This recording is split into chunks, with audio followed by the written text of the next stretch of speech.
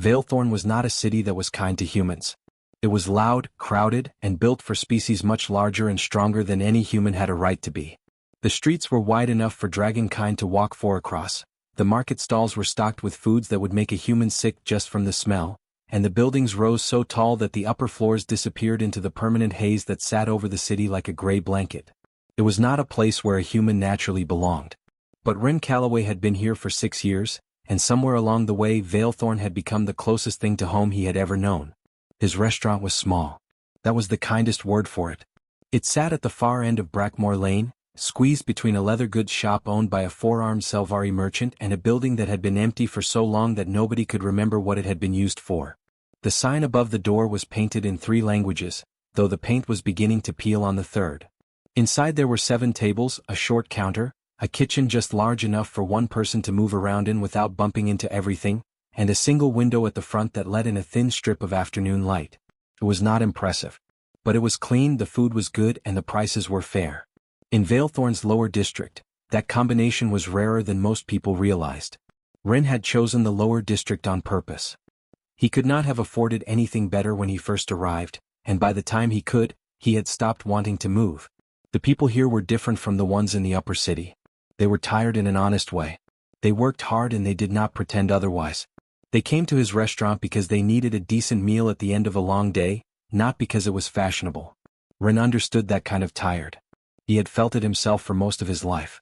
He was not a remarkable-looking man. Average height, a little lean from years of long working days, with short brown hair that he kept neat mostly out of habit.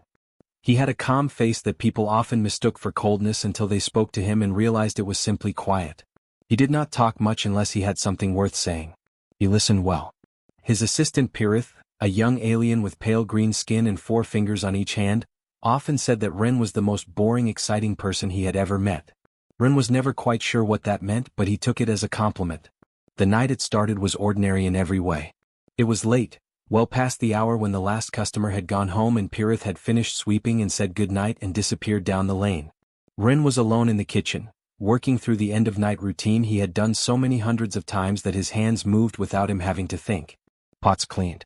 Surfaces wiped. Leftover food sorted. Whatever could not be saved for the next day went into the bins out back. He carried the last of it through the rear door and into the narrow alley behind the building. The alley was dark except for the faint orange glow of the city lights reflected off the haze above. It smelled like stone and old rain and whatever the leather shop next door used to treat its hides. Ren had never liked the alley much, but it was practical, and practical mattered more than pleasant when you were running a small restaurant alone. He set the bin down and was about to turn back inside when he saw them. 3 small shapes huddled near the far end of the alley, pressed close to the wall as though they were trying to make themselves invisible.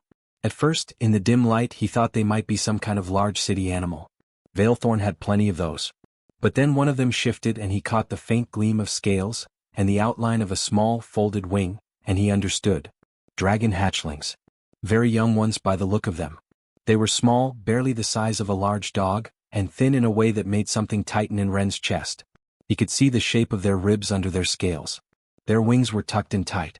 3 pairs of eyes caught the faint light and reflected it back at him, bright and wide and completely still.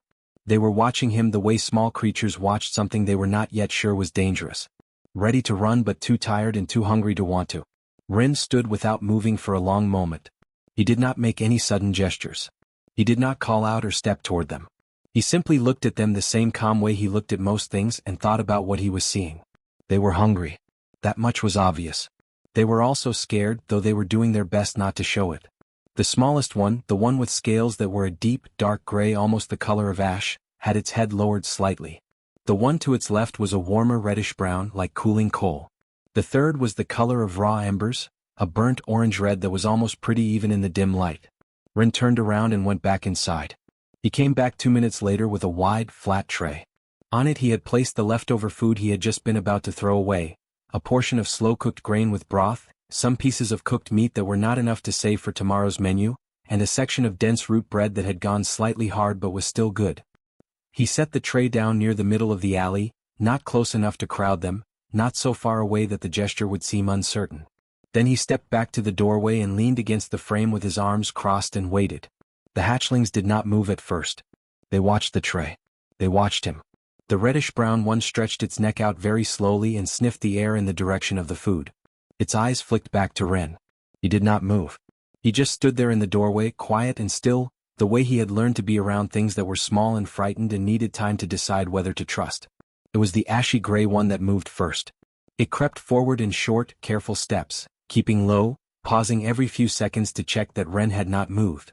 It reached the tray. It sniffed the food carefully. Then it began to eat, and the other two followed almost immediately, all three of them pressing close to the tray and eating with the focused, single-minded intensity of creatures that had been hungry for longer than they should have been. Ren watched them eat and said nothing. When the tray was empty, all three hatchlings looked up at the same time. They looked at the empty tray. Then they looked at him. Then, in a matter of seconds, they turned and disappeared into the shadows at the far end of the alley, moving fast and silent, and were gone. Ren picked up the empty tray and went back inside. He stood in his kitchen for a moment, looking at nothing in particular. Then he pulled out the small notebook he used for inventory and made a note to set aside a larger portion of leftovers tomorrow night. He did not think very hard about why.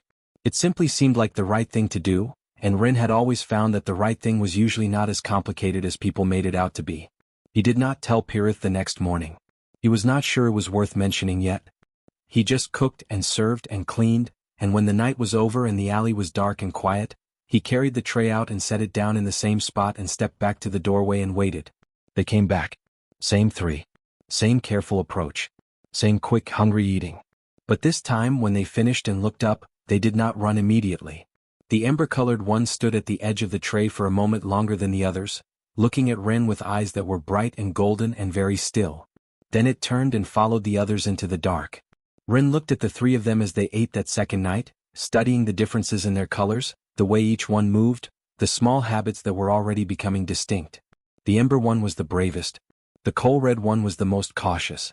The ash gray one was somewhere in between. He needed something to call them, if only in his own head. Ember, he thought, looking at the bright one. Cinder for the cautious one. And soot for the small gray one who had been brave enough to move first. He nodded to himself slightly, picked up the empty tray, and went inside to start prep for tomorrow. 3 weeks passed, and the alley behind Ren's restaurant was not the same place it had been before. It was still narrow and dark and smelled like stone and old rain. The leather shop next door still filled the air with that sharp, heavy smell of treated hide every morning. The broken gutter at the far end still dripped when it rained. None of that had changed. But there was a small wooden shelter in the corner now, tucked neatly against the wall where the wind did not reach. It was not fancy. Ren had built it on a free afternoon from spare planks he had bought cheaply at the lower market, and it was exactly what it looked like. A simple roof on 4 short legs low to the ground, with an old piece of thick cloth hung across the front to keep the cold out.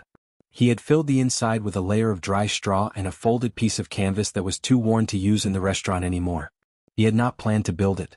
One night it had rained hard and he had come out with the tray and found all 3 hatchlings huddled under the narrow overhang of the building next door, pressed together and soaked through.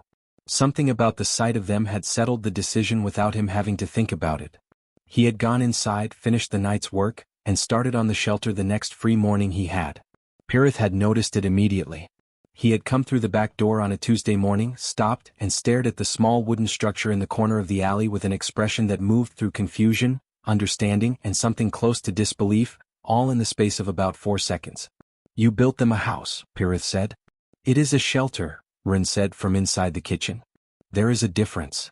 Pirith looked at it for another moment. "It has a curtain. The wind comes from that direction." Pirith opened his mouth, closed it again, and came inside without saying anything more. He was young and he had learned fairly quickly that certain decisions Ren made were simply not going to be argued out of him, and the energy was better spent elsewhere. By the end of the 3rd week, Ren had learned things about the 3 hatchlings that he had not expected to learn quite so quickly. Ember, the bright ember-colored one, was bold and fast and always the first to approach the tray. She was also the one most likely to sit near the kitchen door after eating rather than retreating immediately. She seemed drawn to the warmth and the sounds of the kitchen, the low hiss of the stove, the scrape of a pan, the small ordinary sounds of food being made. She would sit close to the door with her head slightly tilted, listening, and Ren had stopped finding it strange after the 1st week. Cinder, the cautious coal-red one, took longer than the others to settle each night. He approached the tray last, always checked the alley in both directions before eating, and kept one eye on Ren throughout. He had a preference for the cooked meat portions over anything else and would eat around the grain if there was enough meat to fill him. Rin had started setting a slightly larger portion of meat aside specifically for him without consciously deciding to. So it was the quietest. Small and ash-gray and steady, she ate whatever was given without any apparent preference, finished quickly, and then usually settled near the shelter without going inside it immediately. She watched Rin in a different way from the other two. Not with fear or boldness, but with something that felt more like careful thought. Like she was working something out. The night Rin noticed Ember's leg, he almost missed it. It was a cool night and the light in the alley was poor. Ember came forward for the tray as she always did, but she was moving slightly wrong. Just slightly, a small unevenness in her step that would have been invisible to anyone not paying close attention. Rin was always paying close attention. It was simply the way he was built. He crouched down slowly after they had started eating and looked at her front left leg without reaching for it. There was a cut along the lower section, not deep but ragged and poorly closed.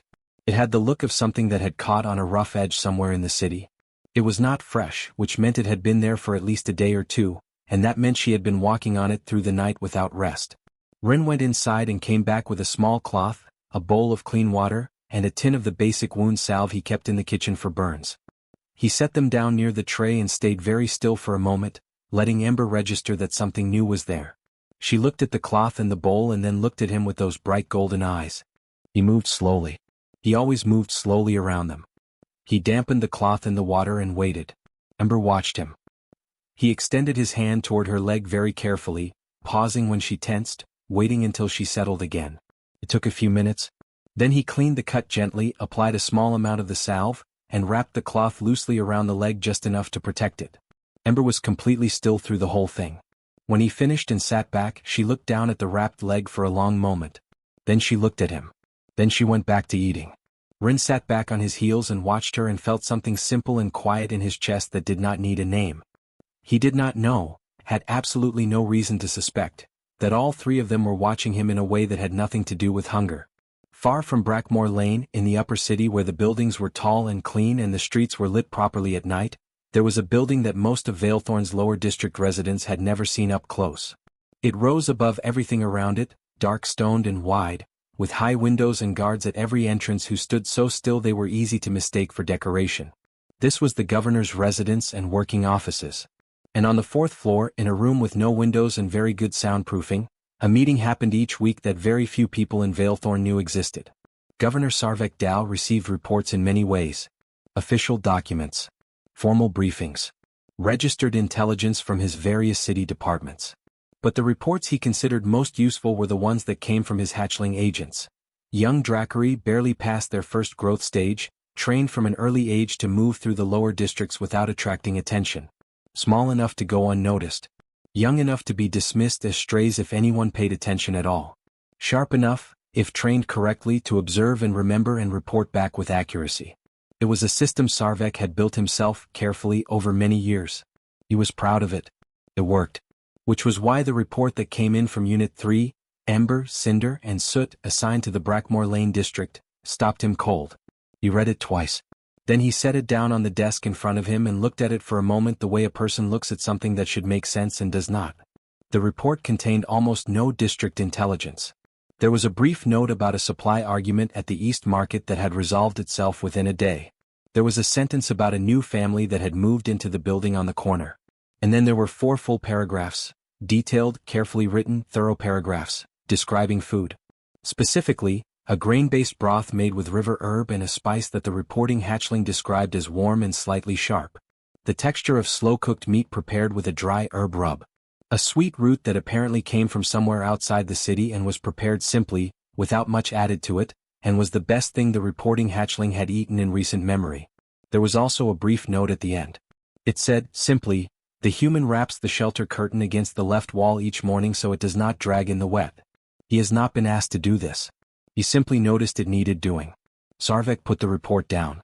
He looked at his aide, a composed older Dracari named Seven who had worked for him long enough to know when to stay quiet. "The unit covering Brackmore Lane," Sarvek said. "How long have they been in that district?" 6 weeks, my lord. And this is their current reporting content. It was not a question. Seven did not answer it like one. He simply stood and waited. Sarvek looked at the 4 paragraphs about broth and sweet root for another moment. Then he straightened in his chair and said in a very even voice, "Find out everything about the human chef on Brackmore Lane. Quietly. I want to know who he is, where he came from, and what exactly he is doing in my city." Seven nodded and left without a word. Sarvek looked at the report one more time before setting it aside. His best-trained unit. 6 weeks of field assignment. And what he had received was a detailed description of spiced grain broth. He was not sure yet whether to be annoyed or curious. He suspected before long he would find out which one it was going to be. Vasithren did not look like an investigator. That was, in many ways, the most important thing about him. He was mid-sized for a Dracari, with dull brownish-gray scales that were easy to forget and a way of carrying himself that made him seem like part of whatever background he stood against. He did not dress well or poorly. He did not move quickly or slowly. He had a face that people looked at and then looked past, which was exactly the face a person needed if their job involved watching others without being watched in return. He had worked for Governor Sarvek Dal for 11 years, and in that time he had uncovered 3 smuggling operations, 2 cases of serious political corruption, and 1 very elaborate scheme involving forged city permits that had taken him 4 months to untangle. He was good at his work because he was patient, and he was patient because he had learned long ago that most people, if you simply watched them long enough and quietly enough, would eventually show you exactly who they were. He arrived on Brackmore Lane on a gray morning and found himself a position.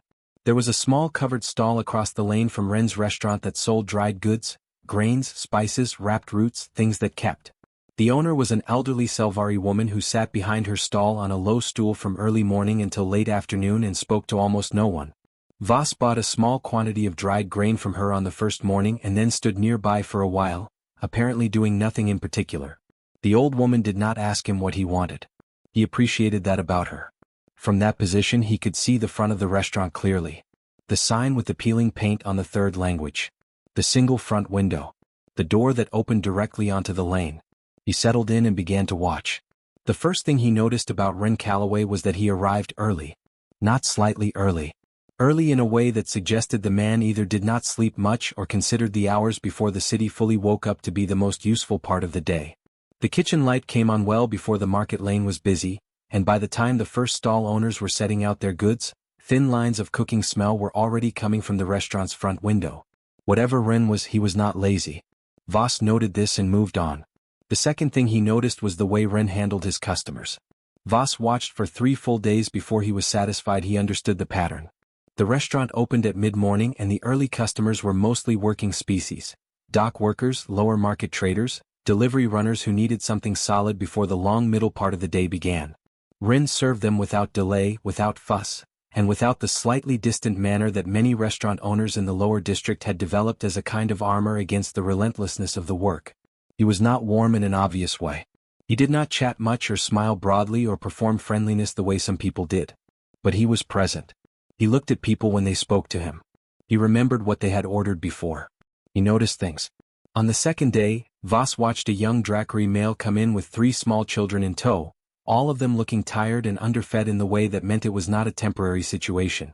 The male looked at the menu board and then looked at what he had in his hand, and the calculation on his face was not a happy one. Wren watched this from behind the counter without making it obvious that he was watching. Then he came over and quietly told the male that the day's family portion, enough for 4, was half the usual price because he had made too much that morning and it would not keep. The male looked at him for a moment. Wren had already turned back toward the kitchen. The family ate.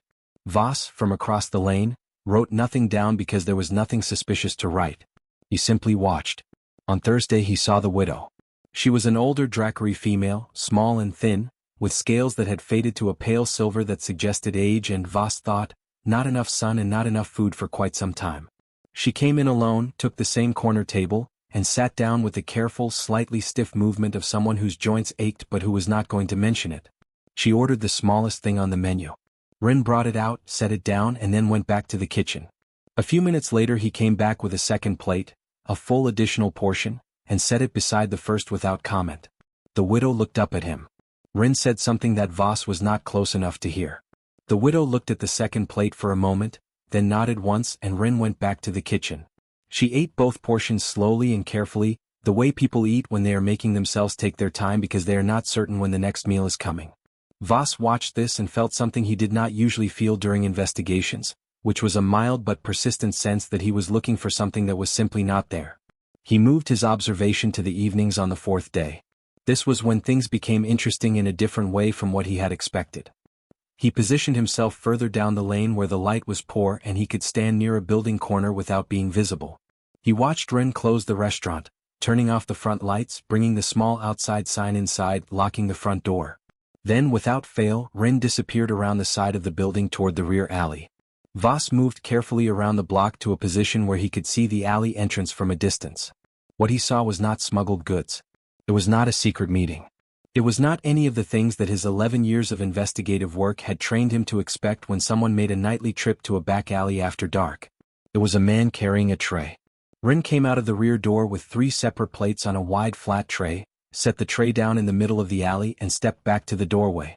And then, from the shadows at the far end of the alley, 3 small dragon hatchlings appeared and ate the food. Ren stood in the doorway and watched them with his arms loosely crossed, not moving, not speaking, just present. When the plates were empty he collected them, went inside, and that was the end of it. Voss stood at the alley entrance in the dark and looked at this for a long moment. He came back the next night. Same thing. The night after that. Same thing again, except this time Ren had clearly prepared the portions differently. The plate on the left had more meat than the others, and the plate on the right had what appeared to be a separate small portion of something sweet set to the side. Like the meals had been arranged with specific preferences in mind. On the 6th night, Voss arrived early enough to watch Ren prepare the plates through the kitchen window. He watched the man move through the kitchen at the end of a long day, tired, clearly, in the way that showed in the shoulders and the pace, and still take the time to plate the hatchling food with the same care he gave to everything else he made. Not hurried. Not careless. The same attention he gave to the customers who had been sitting in his restaurant all day. Voss had seen many things in 11 years. He had looked into the private lives of merchants and officials and criminals and ordinary working people. He had found greed in places that surprised him and kindness in places that surprised him more. But he was not sure he had ever watched someone perform an act of simple care, unrequested, unobserved, and entirely without audience, with such complete absence of calculation. Ren did not do this because anyone was watching. He did it because the hatchlings were hungry and he had food, and that appeared to be the entire extent of his reasoning. On the 7th day Voss went back to the upper city. He wrote his report that evening. It was shorter than most of his reports, not because there was little to say but because the truth of the situation did not require many words. No criminal activity. No political connections. No smuggling or scheming or manipulation. One human working long hours in a small restaurant, treating his customers with basic dignity and feeding 3 stray hatchlings each night from his own leftovers. He delivered it to Sarge the following morning. The governor read it in silence, seated behind his wide desk with the report laid flat in front of him. Voss stood and waited. Outside the window the upper city was bright and busy and completely indifferent to the small things happening in the lanes below it. Sarge finished reading. He was quiet for a moment. Then he looked up. "Does the human know what they are?" he asked. Voss had expected the question. He had thought about the answer during the entire walk up from the lower district. "No, my lord," he said. "He does not. He has no idea who they are or who they belong to." Sarge held his gaze. "And what does he call them?" Voss paused for just a moment. "Ember, cinder, and soot," he said quietly. The governor looked at him for a long time after that. Then he looked back down at the report on his desk. He did not say anything else, and Voss did not offer anything more. The room was very quiet. Outside, the upper city went about its day, loud and bright and entirely unaware that somewhere on a narrow lane below, a man with a worn sign above his door and a tray of warm plates was doing something that, in 11 years of watching people, Voss had almost never seen done so simply. He waited until Sarge nodded once in quiet dismissal, and then he left the room. Ren had no reason to expect that Tuesday evening to be different from any other. The morning had been the same as always. Early start, market run, back to the kitchen before the lane outside was fully awake. Pirith had come in at his usual time, done his usual amount of complaining about the weight of the vegetable crates, and then settled into work without needing to be told what to do. The lunch service had been steady, not rushed, not slow, the comfortable middle pace that Ren had come to prefer. A few familiar faces, a couple of new ones, the usual mix of species that made up the lower district's working population. By late afternoon the kitchen had that good, settled smell of a day's cooking that had gone well, and Ren was moving through the early evening prep with the quiet focus that was simply his natural state. There was nothing in the air that said the evening would be anything other than ordinary. The two attendants came in first. Ren noticed them because they were not quite right for the neighborhood. Not in a loud way, they were dressed plainly enough, no formal robes or official markings, nothing that would draw obvious attention. But they were Dracari, and the Dracari who came to Ren's restaurant were generally the working kind, dock crews, market traders, laborers whose scales were worn at the edges from years of physical work. These two were different. Their scales were clean and even. They moved with a controlled, deliberate stillness that was not the stillness of tiredness but the stillness of training. They took a table near the wall, sat down, and did not look at the menu. Ren noted all of this in the way he noted most things, quietly without reacting to it, and went back to what he was doing. The third figure came in a minute later. He was tall, as most Dracari were, with dark scales that had the deep, even tone of someone in full health and middle age. He wore plain clothes, a dark, simple outer layer that was well made but not decorated. No insignia. Nothing that marked him as anything other than a private individual who had decided to eat out on a Tuesday evening. He looked around the restaurant once, briefly, with eyes that took in the room the way experienced eyes do, quickly and completely without appearing to look at all. Then he moved to the table beside the window, the one that Ren kept clean because the afternoon light made it the best seat in the room even after the sun went down. Ren came out from the kitchen, picked up a menu card and brought it to the table. "Evening," he said, setting it down. "Can I get you something to drink while you look?" The tall Dracari looked at the menu card for a moment. "Water," he said. His voice was even and quiet and did not give anything away. "I'll be back in a moment," Ren said and went to get it. Pirith was at the counter when Ren came back to the kitchen side. He had been watching the three newcomers with the particular expression he wore when something made him nervous, but he was not sure whether to say anything about it. "Those two by the wall," Pirith said, his voice low. "They have not looked at a menu." "I noticed," Ren said, filling a cup with water. "They are watching the door." "I noticed that too." Pirith looked at him. "Does that not concern you?" "Not yet," Ren said and took the water to the window table. He set it down in front of the tall Dracari, who was still looking at the menu card without any great urgency. Ren waited a moment. "The grain broth is good tonight," Ren said. "Made it fresh this afternoon.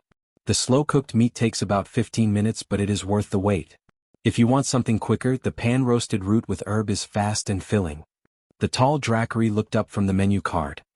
He studied Ren for a brief moment with an expression that was entirely neutral. "The slow-cooked meat," he said.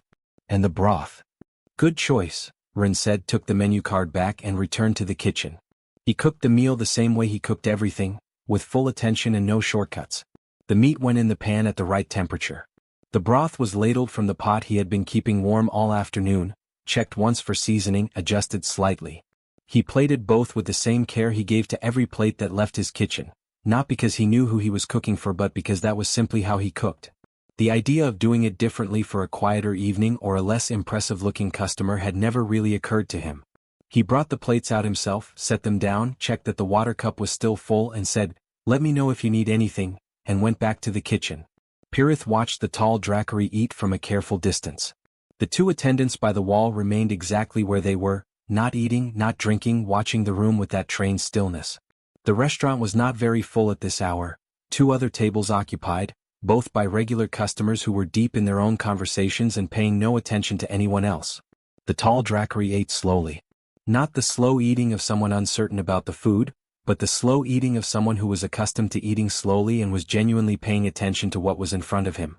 He finished the broth first. Then the meat. He set his utensils down neatly when he was done and sat for a moment looking at the empty plates. Then he looked toward the kitchen and said, at a volume that carried clearly without being loud, "Chef." Ren came out. He stood beside the table in the way he always stood, straight, relaxed, no performance about it. "Everything all right?" he said. "Sit down," the tall Dracari said. It was not rude. It was simply said in the tone of someone who was used to being listened to and had not yet had reason tonight to be anything other than direct. Ren looked at him for a moment. Then he pulled out the chair across the table and sat down. The restaurant was quiet around them. The two attendants by the wall had straightened almost imperceptibly. Pirith, behind the counter, had gone completely still. "My name is Sarvek Dal," the tall Dracari said. He said it plainly, without weight or ceremony, the way someone states a fact that the other person will either recognize or not. He watched Ren's face as he said it. Ren's expression did not shift immediately. Then something moved behind his eyes, the slow arrival of recognition, like a light coming on in a distant room. His gaze moved briefly to the two attendants by the wall, then back to the man across the table. He did not stand up. He did not change his posture. "The governor," Ren said quietly. "Yes," Sarvek said. A short silence. Outside on the lane, someone walked past talking loudly in a language Ren did not know. The sound faded. "The food was good," Sarvek said. "The broth especially." He paused. "You use river herb and something else. A dry spice." "Ground bark from the eastern trade," Ren said. "Imported. It is not cheap, but a small amount goes a long way." Sarvek nodded slightly. Then he folded his hands on the table in front of him and looked at Ren in a way that was direct without being aggressive. "I am here because of 3 hatchlings," he said. Ren went still. Not the stillness of fear, but the complete, focused stillness of someone who has just understood that a conversation has moved into territory that requires full attention. "The 3 in my alley," Ren said. "Yes." Sarvek held his gaze. "They are not strays. They have never been strays. They are trained agents of my office. I placed them in the lower districts to observe and report. They have been assigned to this lane for 4 months. He paused. "For the past several weeks, their reports have contained very little district intelligence and a considerable amount of detail about your cooking." Ren sat with this for a moment. His face was unreadable in the way it usually was, but his eyes were working, moving through the information, turning it over, setting it down and looking at it from the other side. "They are yours," Ren said. "They are mine," Sarvek confirmed. Another silence. Longer this time. Ren looked at the table for a moment and then looked back up. There were probably 100 questions available to him. He chose the only one that actually mattered to him. "Were they actually hungry?" he said. "That first night. Was that real, or was approaching me part of their assignment?" Sarvek did not look away. "Their supply run had been delayed by 2 days," he said. "The first night was real. They were hungry." Ren nodded slowly. He was quiet for a moment more. Then something in his face settled, not relief exactly, but the particular calm of a person who has checked the one thing they needed to check and found the answer they could live with. "Then I am glad I fed them," he said simply. "That is all it ever was."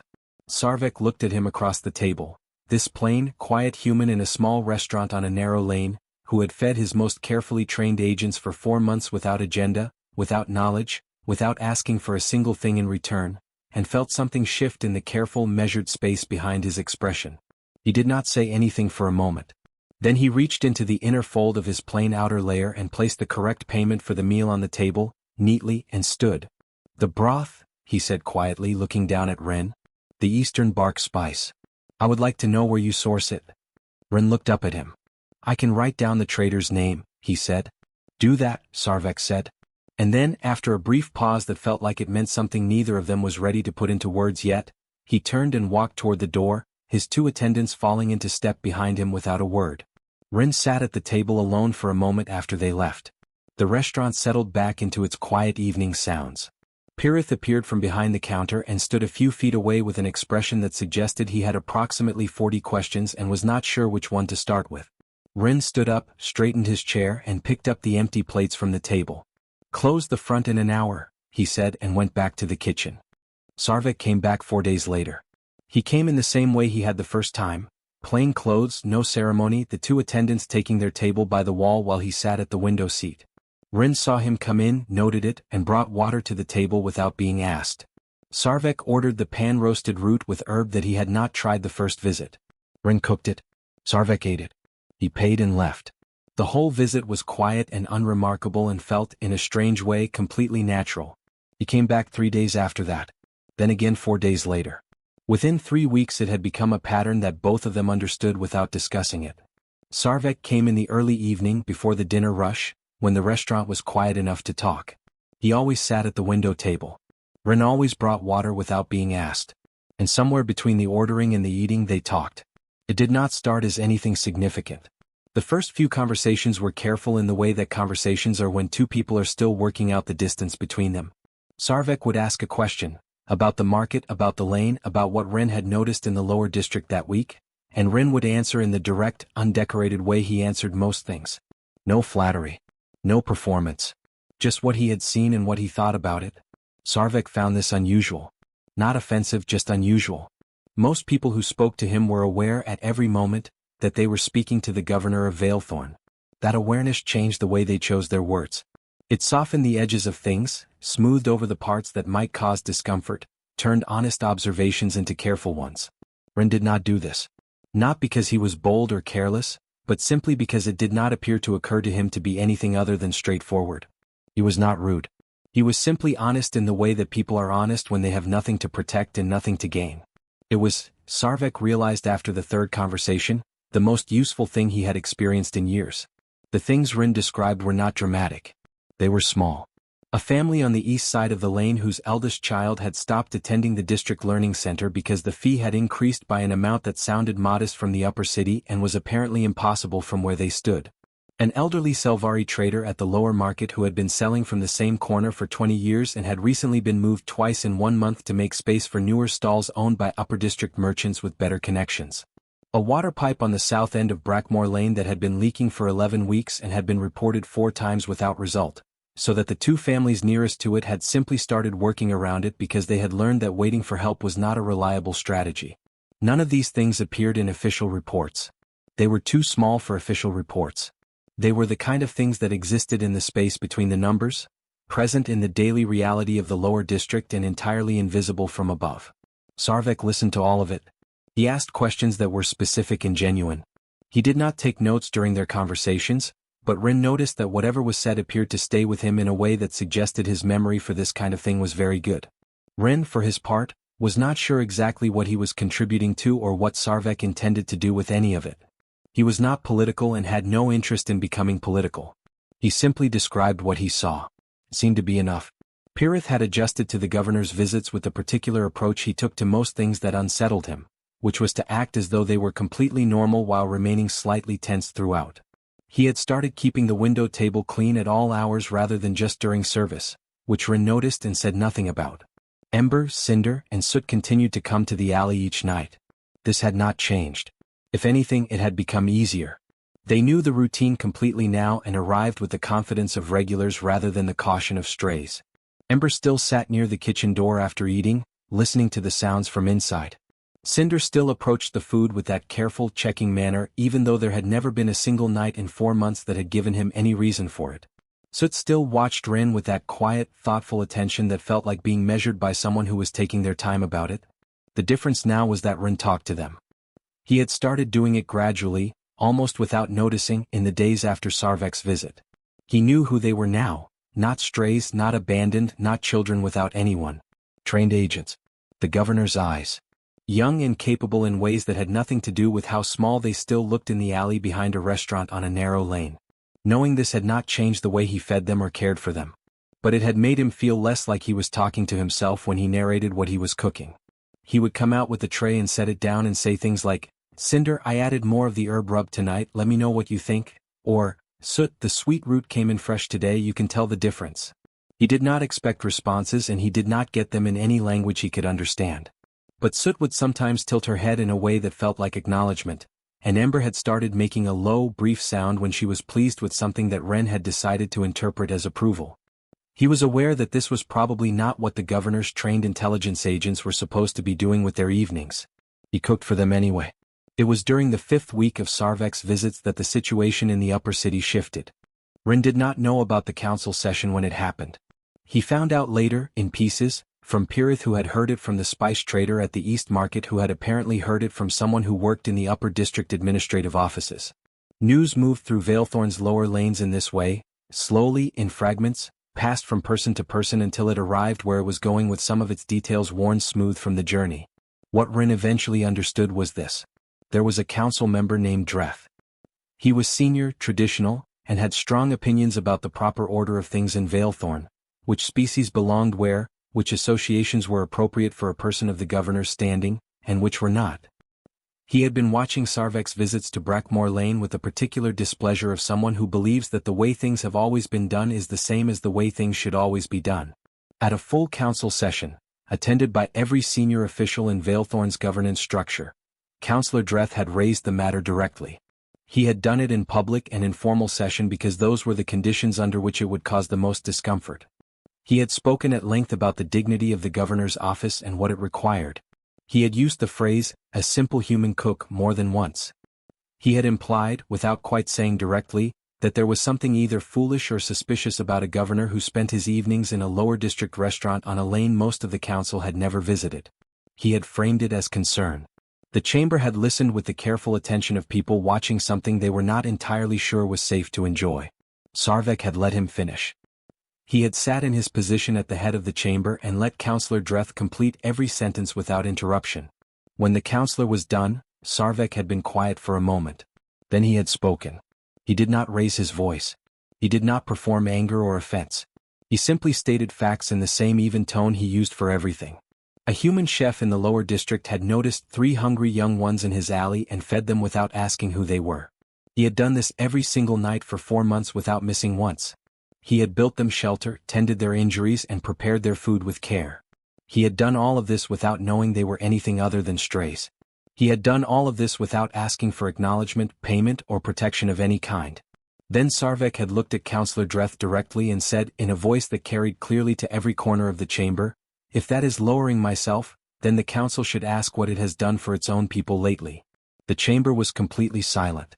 Dreth had not responded. There was, in the end, nothing available to him to respond with.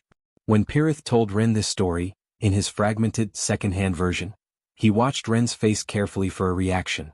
Rin listened to the whole thing without interrupting. When Pirith finished, Rin was quiet for a moment. Then he said, "Is the water pipe on the south end still leaking?" Pirith blinked. Yes. I think so." Rin nodded and went back to the kitchen.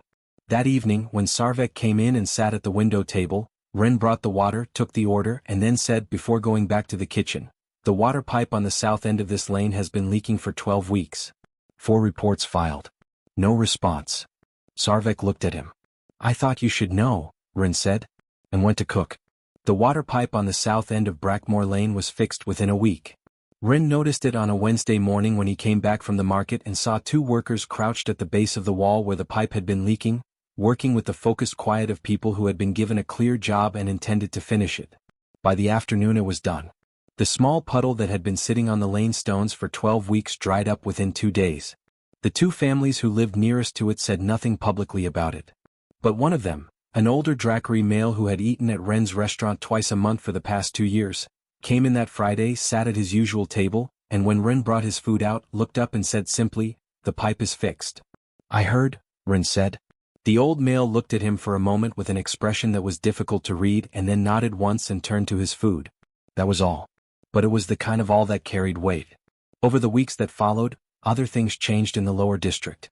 They changed in the way that real things change, not all at once, not with announcements or ceremony, but in small, specific ways that the people living there noticed because they were the ones who had been living with the problems. The fee for the district learning center came down.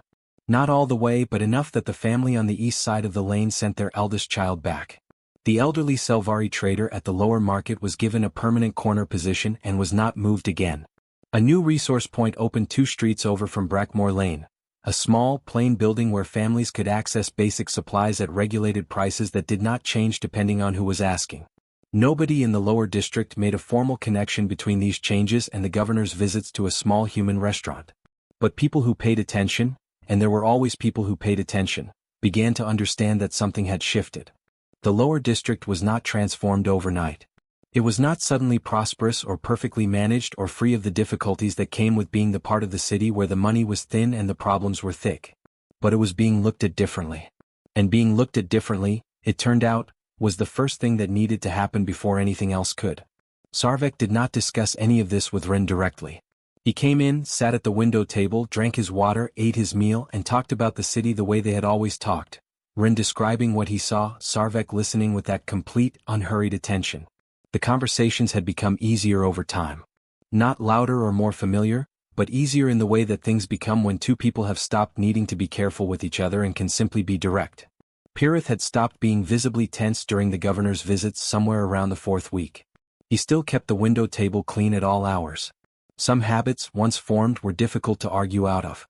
It was during one of these evening visits, on a night when the lane outside was quiet and the restaurant had only 2 other customers, that Sarvek set a folded piece of paper on the table beside his water cup and said, without preamble, "I would like you to consider this." Ren picked it up and read it. It did not take long. It was a formal offer written in clean official language, for a position connected to the Lower District Improvement Initiative that Sarvek had established through the governor's office. The role was described as an advisory one, someone with direct knowledge of Lower District life to consult on resource allocation and policy decisions. The pay was listed. It was considerably more than a small restaurant on Brackmore Lane generated in a good month. Rin read it through once. Then he folded it back along its original lines and set it on the table. "No," he said. Sarvek looked at him. "Read it again if you need more time." "I do not need more time," Rin said. He said it without sharpness, simply and directly the way he said most things. "I am a chef. That is what I know how to do. That is what I am good at. The things I have told you came from being here behind this counter, cooking for the people on this lane. If I am not here doing that, I stop seeing those things. And then I have nothing useful to tell anyone." Sarvek was quiet for a moment. "You understand that most people would not turn this down," he said. "I am not most people," Rin said. "And I think you already knew I was going to say no." Something moved in Sarvek's expression. It was brief and not easily named, but it was there. He picked up the folded paper from the table, considered it for a moment and put it away. "The broth tonight," he said. "There is something different in it." "Added a second herb," Rin said. "Slower to develop. I've been testing it for 2 weeks. Tonight was the first time I was satisfied enough to serve it." "It is better," Sarvek said. "I know," Rin said and went back to the kitchen. That night, after the restaurant was closed and Pirith had gone home and the lane outside was dark and still, Rin carried the tray out to the alley the same way he had carried it out every night for months. 3 plates. Arranged the same way, Cinder's portion on the left with the extra herb rub, Soot's in the middle with the sweet root set to the side, Ember's on the right with the broth portion larger than the others because she had always preferred it. He set the tray down and stepped back. They came out of the shadows the same way they always did, but they were not the same as they had been that first night. They were larger now, noticeably, significantly larger, in the way that young growing things become larger when they are fed properly and consistently and with care. Ember's ember-colored scales had deepened and brightened over the months, rich and warm in the low light. Cinder had filled out across the shoulders and moved with a steadiness that had replaced his early caution without fully removing it. He still checked the alley in both directions before settling to eat, but it was habit now rather than fear. Soot had grown the most quietly and the most completely. She was steady and strong and her ash-gray scales had developed a faint silver undertone that caught the light in a way they had not before. They ate. The alley was quiet around them. Somewhere above the city the haze had thinned slightly and there were 1 or 2 points of light visible if you looked up at the right angle. Rin sat down on the back step, the same step he had been sitting on since the second week, and rested his arms across his knees and watched them eat. He was tired in the good, honest way he was tired at the end of every long day, the kind of tired that meant the day had been full and the work had been real.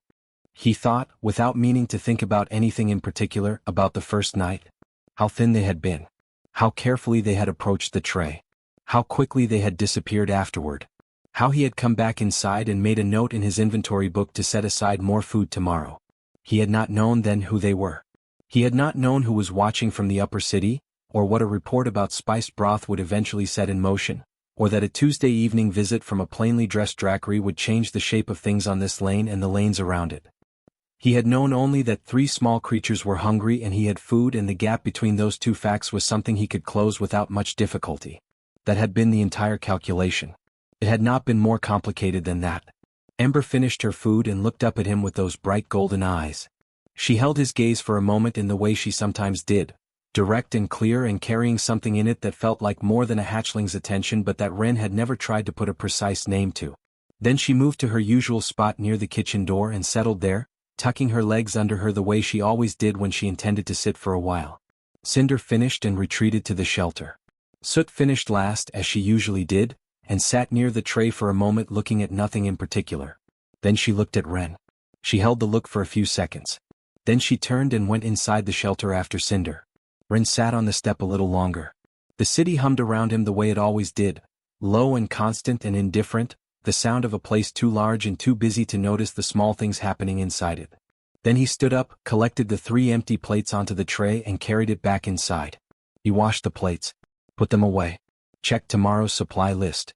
Made 2 small notes about what needed restocking. Turned off the kitchen light. He did not know that the Learning Center fee reduction had already brought 11 children back to their classes.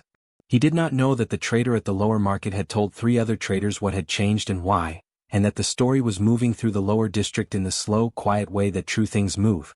He did not know that in the governor's office, a map of Valethorn's lower districts now had markings on it that had not been there 6 months ago. Specific, careful markings that corresponded to the exact streets and corners and families that a man behind a restaurant counter had described over a series of quiet evening conversations. He did not know any of it.